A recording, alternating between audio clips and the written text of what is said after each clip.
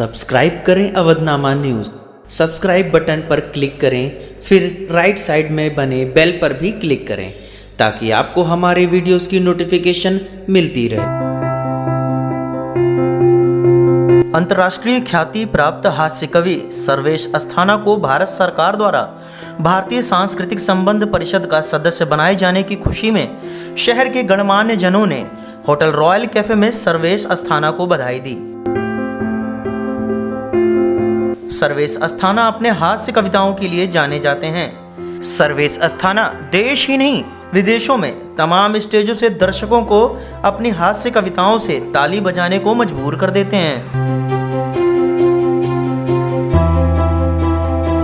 इस बधाई कार्यक्रम में सिराज मेहंदी एवं इंसराम अली का विशेष सहयोग रहा है।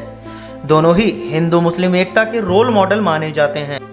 इसी के साथ लखनवी तहजीब के संरक्षक भी माने जाते हैं। समय समय पर इनके द्वारा सामाजिक एकता पर आधारित कार्यक्रम होते रहते हैं।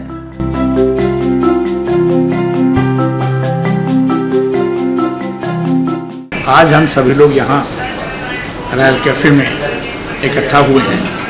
हम लोग के साथी, हम लोग के दोस्त उत्तर प्रदेश ही नहीं, भारत ही नहीं, पूरे विश्व में विख्यात हमारे कवि सर्वेश अस्थाना जी को भारत सरकार में भारतीय संस्कृति संबंध परिषद का एडवाइज़र बनाया गया है।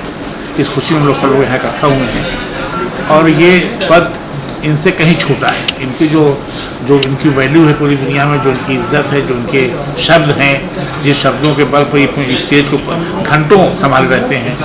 आज हम लोगों के लिए बड़े गर्व और फख्र की बात है कि हमारे सर्वेश अस्थाना जी को जो मुकाम सेंट्रल गवर्नमेंट ने दिया है, उसके लिए हम लोग सब आज बड़े उनके आभारी हैं कि उनको एक इतना बड़ा मुकाम मिला है।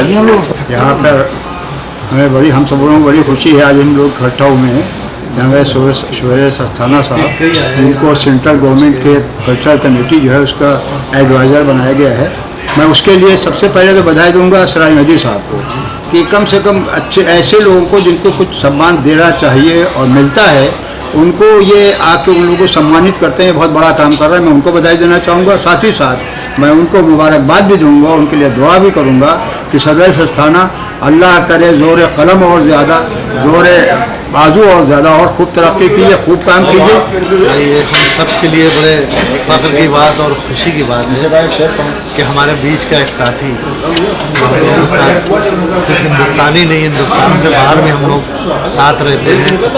कवि सम्मेलन और मुशायरों के हवाले से हमारे बीच का एक साथी सर्वेश अस्थाना को हिंदुस्तान के जो कल्चरल एक्टिविटीज़ का एक बहुत बड़ा इदारा है, जिसे अबुल कलाम आज़ाद ने शुरू किया था, उसका एडवाइज़र ने मुंतखब किया ICCR का, जो पूरी दुनिया में 133 ममालिक जो हैं जिनसे ताल्लुक़ है कल्चरल रिलेशन का, उन मुल्कों से ये ताल्लुक़ रहेगा और हमारी सकाफ़ती सरगर्मियाँ हैं उनका आदान प्रदान होता है इस महकमे के ज़रिए, जिसका उन्हें एडवाइज़र मुंतखब किया गया, जिसके लिए हम सबको बेपनाह खुशी है। सर्वेश भाई हम सबके रोल मॉडल हैं लखनऊ के। ये कल्चरल सांस्कृतिक हस्ती हैं और इनको देश में सही पहचाना, मानव संसाधन विभाग ने बिल्कुल सही पहचाना। एक सांस्कृतिक व्यक्ति को, एक कल्चरल व्यक्ति को अगर उसका मेंबर बनाया है सांस्कृतिक और साहित्य के, तो ये विधा है, ये हस्ताक्षर है। तो ऐसे उपयुक्त व्यक्ति को उपयुक्त जगह पर ले जाने में, बिठाने में हम सबकी तरफ से लाख लाख बधाई, बहुत बहुत शुभकामनाएं, आभार, साधुवाद, और मैं इनके उज्जवल भविष्य की कामना करता हूँ। सर्वेश अस्थाना जी हमारे एक शहर की एक हस्ती है। ईश्वर ने इनको एक अलौकिक प्रतिभा दी है। इनको जो ये आज भारत सरकार ने भारतीय संस्कृति संबंध परिषद में एडवाइज़र का पदभार दिया है, इन सब के लिए मैं आप सबको और पूरे शहर की तरफ से, अपने यार दोस्तों की तरफ से, परिवार की तरफ से बहुत बहुत बधाई देता हूँ। जय हिंद। आज मुझे बड़ी खुशी हो रही कि जितने मेरे वेल विशर्स हैं लखनऊ में, जितने मुख्य मेरे हृदय की ऑर्बिट के लोग जो हैं वो सारे यहाँ पर हैं और वो जो है मुझे यहाँ पर मेरे लिए इकट्ठा हुए हैं। ये मुझे बड़ी खुशी हो रही है और हृदय से भावुकता भी निकल सी रही है और जो रहा सवाल इसका भारतीय सांस्कृतिक संबंध परिषद का, तो हिंदुस्तान की तहज़ीब जो है वो पूरी दुनिया में बहुत विख्यात है।